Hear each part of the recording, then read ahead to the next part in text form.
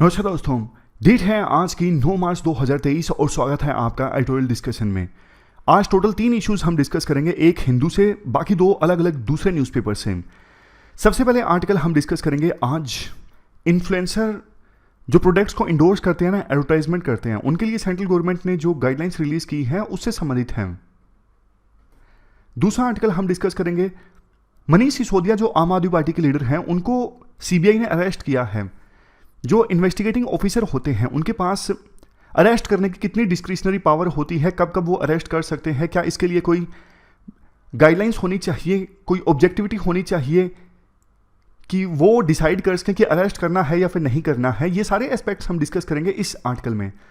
सबसे लास्ट जो आर्टिकल है वो इंडियन एक्सप्रेस का है, इंडिया ऑस्ट्रेलिया रिलेशनशिप से संबंधित। ऑस्ट्रेलिया के जो प्रधानमंत्री हैं वो भारत की यात्रा पर आए हुए हैं, तो इस संदर्भ में इंडिया ऑस्ट्रेलिया रिलेशनशिप इंपॉर्टेंट है, डिस्कस करेंगे। इंडियन एक्सप्रेस का आर्टिकल है। कोट देख लीजिए, जॉर्ज बर्नार्ड शॉ ने कहा था, we must make the world honest before we can honestly say to our children that honesty is the best policy.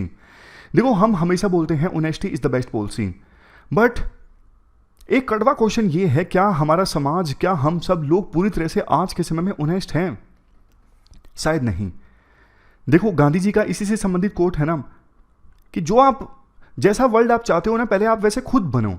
तो अपने बच्चों को आप ये सिखाओ कि honesty is the best policy. सबसे पहले आप खुद ऑनेस्ट बनो। आप आज का जो वर्ल्ड है ना उसे ऑनेस्ट बनाओ, फिर बच्चों को बोलो कि देखो वर्ल्ड ऑनेस्ट है और आप भी ऑनेस्टी को प्रीच करो, ऑनेस्टी बेस्ट पॉलिसी है।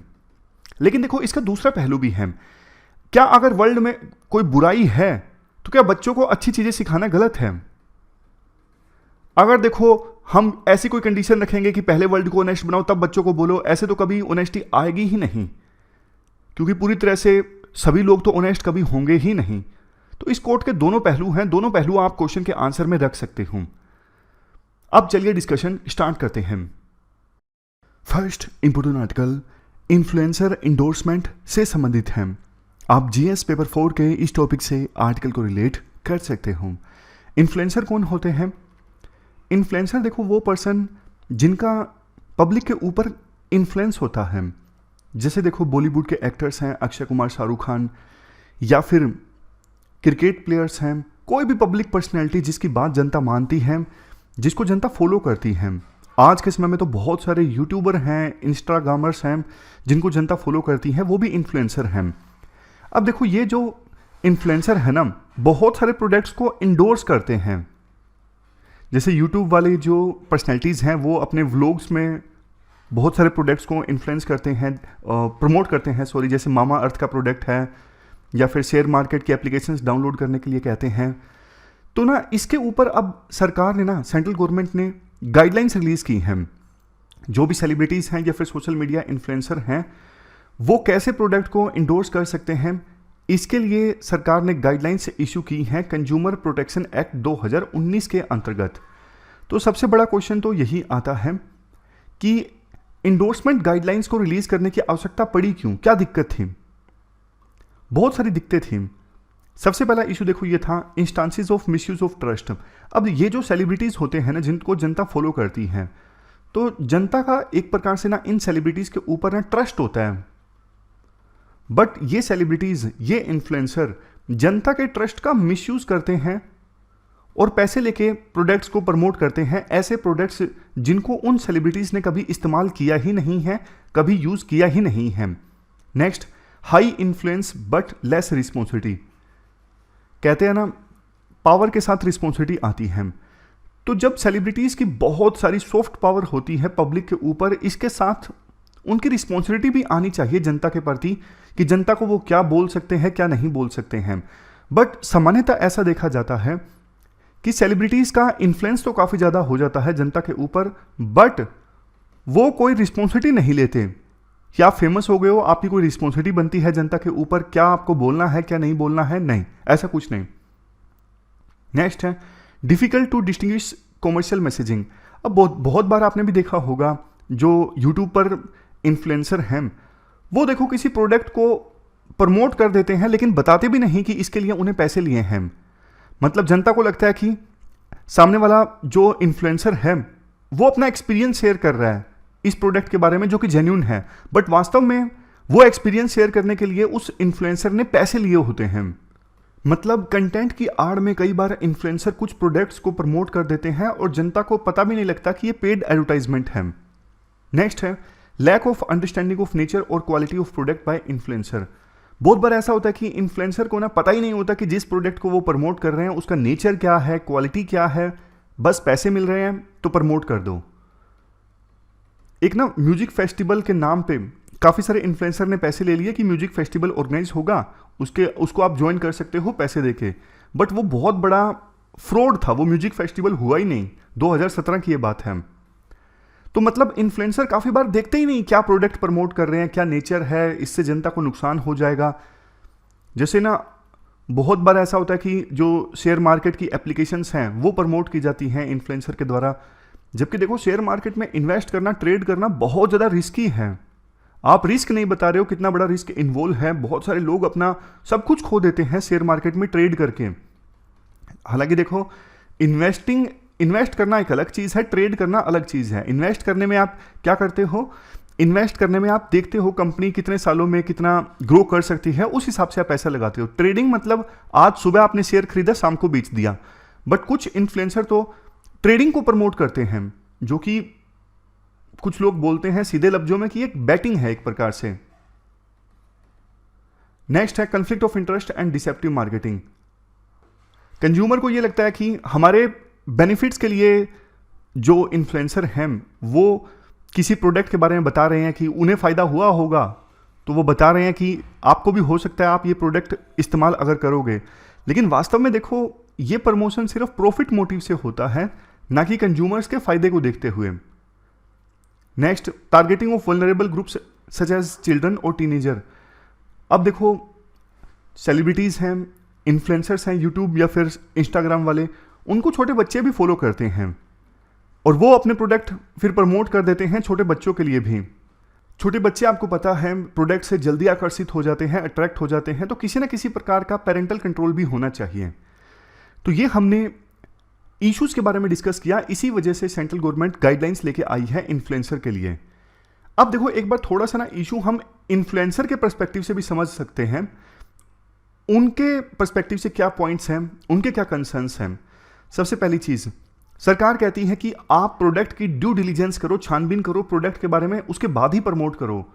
तो इन्फ्लुएंसर का ये कहना है कि देखो हम कैसे ड्यू डिलीजेंस कर सकते हैं बड़े लेवल पे। जैसे फेयर एंड लवली क्रीम है जिसका नाम अभी चेंज हो चुका है, अब वो क्रीम कितना इम्पैक्ट डालती है स्किन पे, अब कितनी साइंटिफिक रिसर्च हुई है इस पे।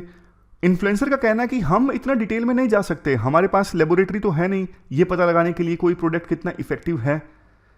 तो इसलिए ये हमें कहना कि कोई भी प्रोडक्ट को प्रमोट करने से पहले हम ड्यू डिलीजेंस करें, ये गलत है।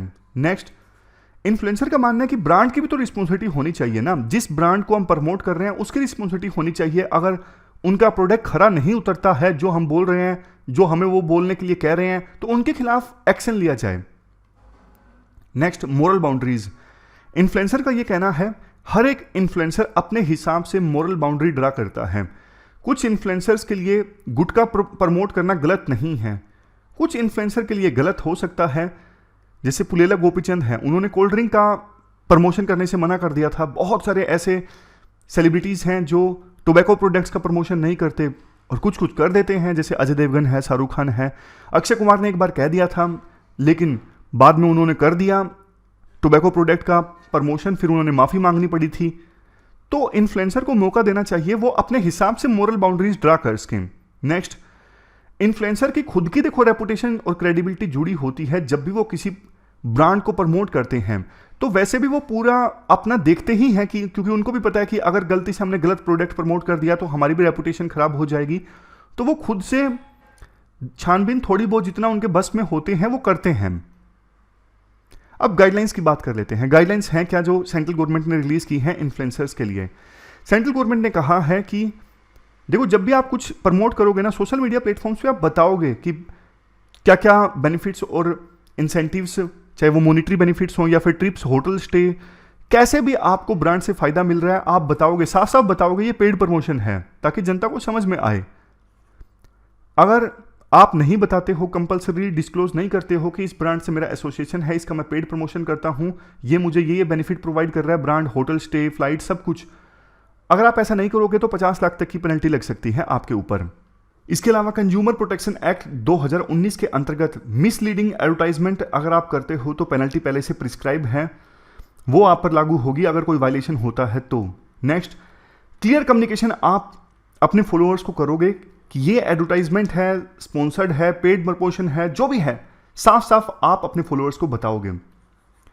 नेक्स्ट है एडवर्टाइज रिस्पॉन्सिबली, मतलब आप ऐसा कोई प्रोडक्ट या सर्विस को प्रमोट नहीं करोगे जिसकी आपने ड्यू डिलीजेंस नहीं की है, जिसके बारे में आपने छानबीन नहीं की है, या फिर जिसको आपने पर्सनली यूज नहीं किया है। अब वे फॉरवर्ड की बात आती है। देखो, जो इंटरमीडिएटरी होते हैं ना, मतलब बिचौलिए होते हैं, जो प्रोडक्ट, जो ब्रांड ओनर्स हैं और इन्फ्लुएंसर दोनों के बीच में लिंक इस्टेब्लिश करते हैं, ये उनकी भी जिम्मेदारी है कि इन्फ्लुएंसर्स को code of ethics for social media influencer के बारे में बताएं कि ये कोड है, आप एडवर्टाइजमेंट करने से पहले इस कोड को ध्यान से पढ़ लीजिए और नॉर्म्स को आप वायलेट मत कीजिए।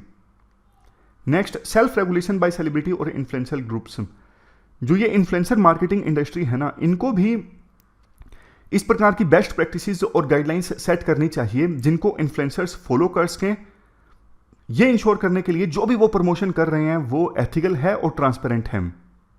नेक्स्ट, जो बच्चों वाला पॉइंट हमने डिस्कस किया था ना, कई बार छोटे बच्चे झांसे में आ जाते हैं, तो इसको रोकने के लिए ना एज रिस्ट्रिक्शंस या फिर पेरेंटल कंट्रोल होना चाहिए पेड वीडियोस के ऊपर। मतलब अगर वीडियो में कोई ऐसे प्रोडक्ट को प्रमोट किया जा रहा है जो बच्चों के लिए नहीं है, तो उन वीडियो के ऊपर पेरेंटल कंट्रोल होना चाहिए।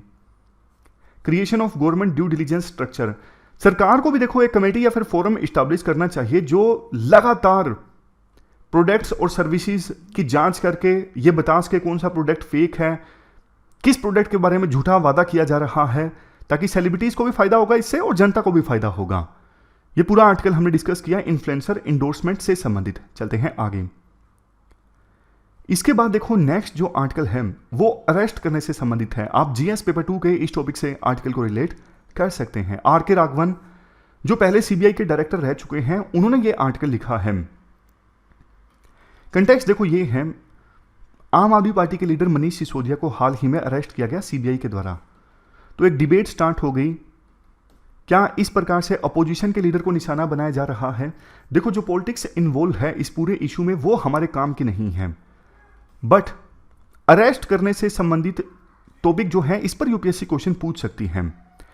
राइटर का ये मानना है, राइटर खुद सीबीआई के डायरेक्टर रहे हैं, कि देखो माना कि सीबीआई पूरी तरह से इंडिपेंडेंट काम नहीं करती, बायस्ड होकर काम करती है, बट बिना सोचे समझे ये नहीं कहा जा सकता कि जो भी लोगों को सीबीआई अरेस्ट करती है, खास करके पॉलिटिकल केसेस में, वो सारे पॉलिटिकली मोटिवेटेड होते हैं।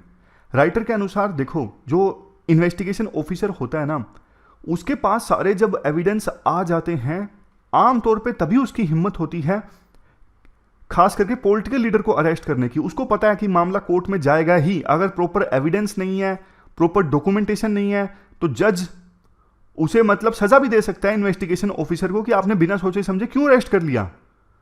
तो आमतौर पे जब भी ऐसे अरेस्ट होते हैं ना, पॉलिटिकल अरेस्ट, तो डॉक्यूमेंटेशन रिकॉर्ड होता है, एविडेंस होते हैं, तभी अरेस्ट किया जाता है इन्वेस्टिगेशन ऑफिसर्स के द्वारा।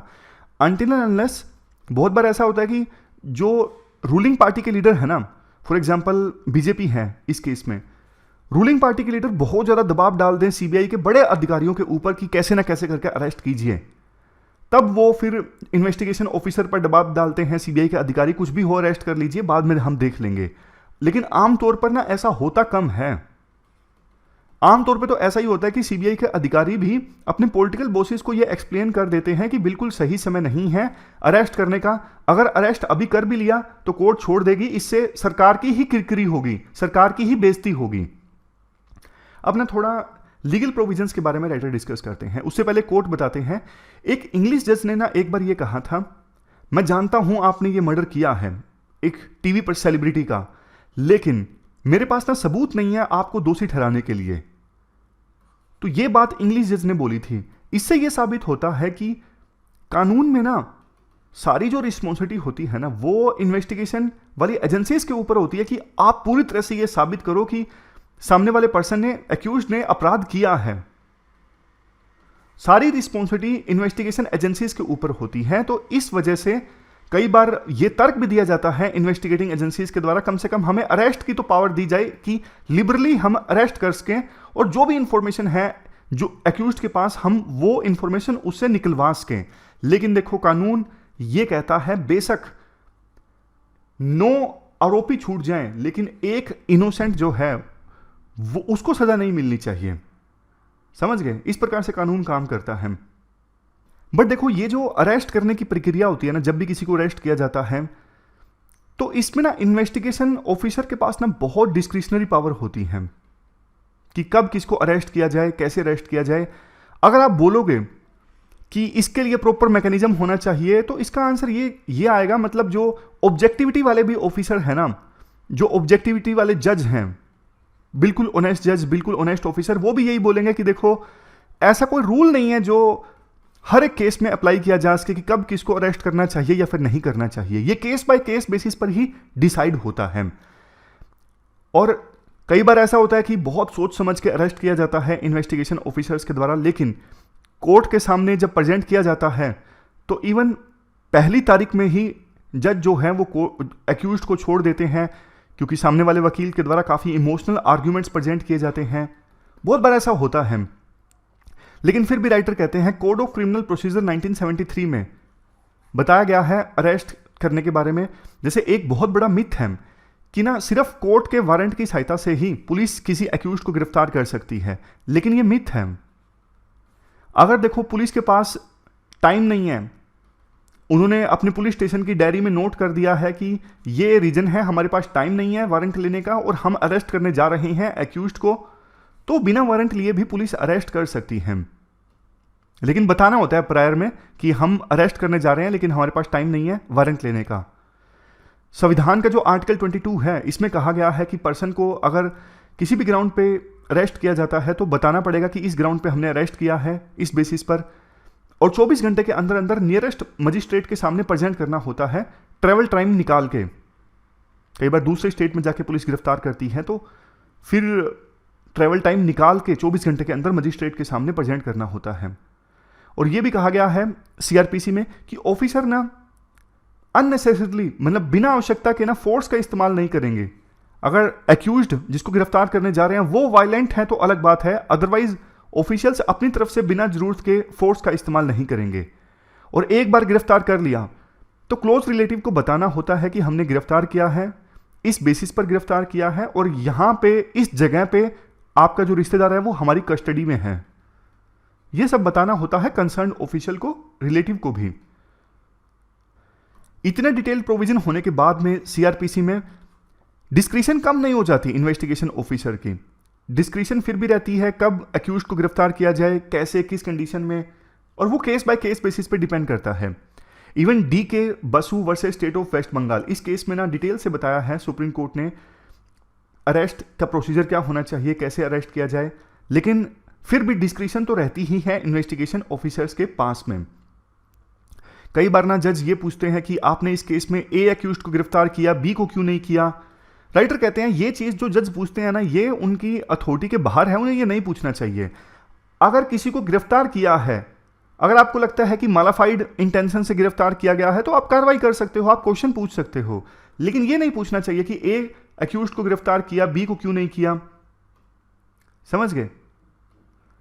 इसके बाद लास्ट में राइटर वही बात बोलते हैं कि देखो कई बार ना पॉलिटिकल लीडर्स ऑफिसर्स को बोलते हैं, दबाव डालते हैं कि आप इसको गिरफ्तार कीजिए, तो उस समय ना हायर रैंक के जो ऑफिसर है ना उनकी ड्यूटी बनती है पॉलिटिकल बॉसेस को एक्सप्लेन करना कि अभी एक्यूज्ड को गिरफ्तार करना ठीक नहीं है, अभी अगर गिरफ्तार किया गया तो प्रॉपर डॉक्यूमेंटेशन नहीं है, एविडेंस नहीं है, एक्यूज्ड छूट जाएगा, समय आने पर जब सारे एविडेंस होंगे, डॉक्यूमेंटेशन होंगे तब गिरफ्तार किया जाएगा तो ज़्यादा बढ़िया है। अगर कोई पॉलिटिकल मतलब बड़े रैंक का अधिकारी ये बढ़िया से एक्सप्लेन कर देता है पॉलिटिकल लीडर्स को तो सब कुछ ठीक है, लेकिन कई बार बड़े रैंक के अधिकारी डर जाते हैं, फिर वो अपने इन्वेस्टिगेटिंग ऑफिसर्स को बोलते हैं आप गिरफ्तार कीजिए, तब सारा मामला गड़बड़ा जाता है, लेकिन ऐसा बहुत कम होता है। तो ये पूरा आर्टिकल हमने डिस्कस किया। अरेस्ट करने की पावर्स से संबंधित। अब चलते हैं लास्ट आर्टिकल की तरफ। इसके बाद next article India Australia relationship से संबंधित है। आप जीएस पेपर 2 से इस आर्टिकल को रिलेट कर सकते हो। क्या कंटेक्स्ट है? देखो, ऑस्ट्रेलिया के जो प्रधानमंत्री है ना, एंथनी एल्बनीज, वो भारत की यात्रा पर आए हुए हैं। आज सुबह की बात है, उन्होंने इंडिया और ऑस्ट्रेलिया के बीच जो मैच चल रहा है ना गुजरात के नरेंद्र मोदी स्टेडियम में, वहां पे मैच को भी अटेंड किया। अब देखो, इस आर्टिकल में यह कहा जाता है कि ना पिछले 10 सालों में इंडिया और ऑस्ट्रेलिया के रिलेशंस ज्यादा मजबूत हुए हैं। उससे पहले कॉम्प्लीमेंट्रीज काफी थी। कॉम्प्लीमेंट्रीज मतलब कुछ ऐसी चीजें थी जो इंडिया के पास थी जिसको ऑस्ट्रेलिया की आवश्यकता थी, और कुछ चीजें ऑस्ट्रेलिया के पास थी जिसको इंडिया की आवश्यकता थी। मतलब ट्रेड अच्छा हो सकता था दोनों देशों के बीच में, बट ना इंग्लिश लैंग्वेज है, दोनों को गुलाम बनाया था ब्रिटेन ने। बट बावजूद इसके दोनों देशों के बीच रिलेशनशिप ज्यादा पनप नहीं इसके, जिसके पीछे रीजन काफी है। जैसे सबसे बड़ा रीजन तो ये है, कोल्ड वॉर में ना दोनों देश अलग अलग ग्रुप्स में थे। ऑस्ट्रेलिया जहां यूएस के साथ था, और इंडिया तो वैसे नेम की बात बोलता था, लेकिन यूएसएसआर के साथ काफी करीबी थी इंडिया की।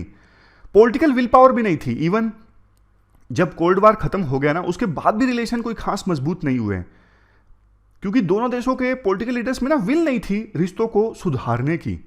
बट 1986 में राजीव गांधी गए थे ऑस्ट्रेलिया में। उसके बाद 2014 में प्रधानमंत्री मोदी जब गए ना ऑस्ट्रेलिया की यात्रा पर, उसके बाद से अभी तक रिलेशनशिप काफी मजबूत हो रही है दोनों देशों के बीच में। ऑस्ट्रेलिया के पास ना काफी क्रिटिकल मिनरल्स हैं, और इंडिया को उन मिनरल्स की आवश्यकता है अपनी इलेक्ट्रॉनिक्स इंडस्ट्री में, मोबाइल मैन्युफैक्चर करने के लिए, दूसरे इलेक्ट्रॉनिक्स कंपोनेंट को मैन्युफैक्चर करने के लिए। तो यहां पे बहुत बड़ी कॉम्प्लीमेंट्री है। इंडिया ऑस्ट्रेलिया के सर्विस एक्सपोर्ट के लिए बहुत इंपॉर्टेंट है। जैसे देखो, बहुत सारे इंडियन स्टूडेंट्स ऑस्ट्रेलिया में जाते हैं पढ़ने के लिए, और नियरली 60,000 इनकी संख्या है। गुजरात की गिफ्ट सिटी जो है ना, यहां पर 2 यूनिवर्सिटीज ऑस्ट्रेलिया अब सेट करने वाला है। इकोनॉमिक कोऑपरेशन जो है दोनों देशों के बीच में बहुत ज्यादा इंक्रीज हो गया है। जैसे देखो, हुआ क्या, पहले ना दोनों देशों ने एक गलती की, चाइना के ऊपर दोनों काफी रिलाय हुए। इंडिया भी काफी समय तक यही समझता रहा कि चाइना के साथ बढ़िया रिश्ते हो सकते हैं, इसी आप कह सकते हो इल्यूजन में इंडिया रहा, और चाइना ऑस्ट्रेलिया ने भी यही गलती की। लेकिन देखो, पिछले कुछ सालों में ना दोनों को समझ में आ गया कि चाइना का जो राइज हुआ है वो पीसफुल नहीं है। चाइना काफी एग्रेसिव है अपनी अप्रोच में इंडो पैसिफिक रीजन में। तो ऑस्ट्रेलिया भी एक प्रकार से ना चाइना की एग्रेसिवनेस नहीं चाहता, और इंडिया भी नहीं चाहता। तो इस चीज ने ना दोनों देशों को एकदम से करीब ला दिया। बाद में वैसे देखो, आइडिया रखा गया जापान के द्वारा कि एक इंडो पैसिफिक रीजन में डेमोक्रेसीज एक साथ आते हैं चाइना को कंटेन करने के लिए। तो क्वाड बना, जिसमें यूएस, इंडिया, जापान, ऑस्ट्रेलिया ये सारे देश हैं। अब तो देखो, दोनों देश इकोनॉमिकली काफी कोऑपरेट करने लगे हैं। दोनों सप्लाई चेन्स को डाइवर्स करना चाहते हैं, चाइना के ऊपर अपनी डिपेंडेंसी खत्म करना चाहते हैं। दोनों को एक दूसरे की जरूरत है। राइटर ना कुछ सजेशंस देते हैं। जैसे देखो, एक, दोनों देश कोऑपरेट कर रहे हैं काफी, क्वाड भी काफी एक्टिव है इंडो पैसिफिक रीजन में। लेकिन देखो, कुछ देश ऐसे हैं जैसे साउथ ईस्ट एशिया के कंट्रीज, आसियान के देश, वो ना थ्रेटन फील नहीं करने चाहिए। उनको ना ये यकीन दिलाना जरूरी है कि देखो, जो क्वाड एक्टिव है उसका मकसद चाइना को कंटेन करना नहीं है। उसका मकसद ये है कि पब्लिक गुड पे काम करना, इंडो पैसिफिक रीजन में पीस इस्टेब्लिश हो, जो सी लेन्स है कम्युनिकेशन की वो ओपन रहे, डेवलपमेंट आए, इन सब चीजों पे फोकस करेगा क्वाड। मतलब क्वाड का जो रोल है वो नेगेटिव नहीं है किसी ना किसी प्रकार से चाइना को रोकना, बल्कि पॉजिटिव भी है कि इस रीजन में स्टेबिलिटी इस्टेब्लिश करना, इंडो पैसिफिक रीजन में डेवलपमेंट लेके आना। नेक्स्ट, दूसरा देखो, इंडो पैसिफिक रीजन जो है, यहां पे दोनों देश मिलके अलग अलग सीज में, अलग अलग छोटे छोटे रीजन्स में काम कर सकते हैं। जैसे अरेबियन सी है, बे ऑफ बंगाल, बंगाल की खाड़ी का रीजन है, ईस्टर्न इंडियन ओशन है, साउथ पैसिफिक है। इंडो पैसिफिक रीजन तो बहुत बड़ा है ना, इसके अंदर भी छोटे छोटे बहुत सारे रीजन्स हैं। तो स्पेसिफिक रीजन्स में दोनों देश मिलकर काम कर सकते हैं चाइना को रोकने के लिए। जैसे बंगाल की खाड़ी में इंडिया और ऑस्ट्रेलिया ने मिलकर बांग्लादेश में कुछ प्रोजेक्ट इस्टेब्लिश कर दिया। इस प्रकार की बात राइटर बोलना चाहते हैं। नेक्स्ट पॉइंट देखो, ये है, अब इंडो पैसिफिक रीजन में जैसे इंडिया और ऑस्ट्रेलिया के छोटे छोटे आइलैंड्स हैं, for example Andaman and Nicobar हैं, ऑस्ट्रेलिया के भी कुछ हैं। तो इन आइलैंड्स को अच्छे से डेवलप किया जाए, क्योंकि उनकी लोकेशन स्ट्रेटेजिक है। दोनों देश मिलके ऐसे आइलैंड्स को बढ़िया डेवलप करने में कोऑपरेट कर सकते हैं। और इसके अलावा और छोटे छोटे जो आइलैंड कंट्रीज हैं ना, उनके साथ भी मिलकर कोऑपरेशन इस्टेब्लिश कर सकते हैं इंडिया और ऑस्ट्रेलिया, ताकि चाइना के पाले में उनको जाने से रोका जा सके। तो मेन तो देखो यही पॉइंट्स हैं, लास्ट में ये पॉइंट है, ये कोई खास इंपॉर्टेंट है नहीं। तो इस प्रकार से हमने, इसकी स्लाइड नहीं बन पाई थी, लेकिन इशू मतलब आर्टिकल अच्छा है इंडियन एक्सप्रेस का। तो ये पूरा आर्टिकल हमने डिस्कस किया इंडिया ऑस्ट्रेलिया रिलेशनशिप से संबंधित। हमारी आज की इस डिस्कशन में इतना ही है। आज हमने 3 इश्यूज को डिटेल से डिस्कस किया। Thank you very much for discussion.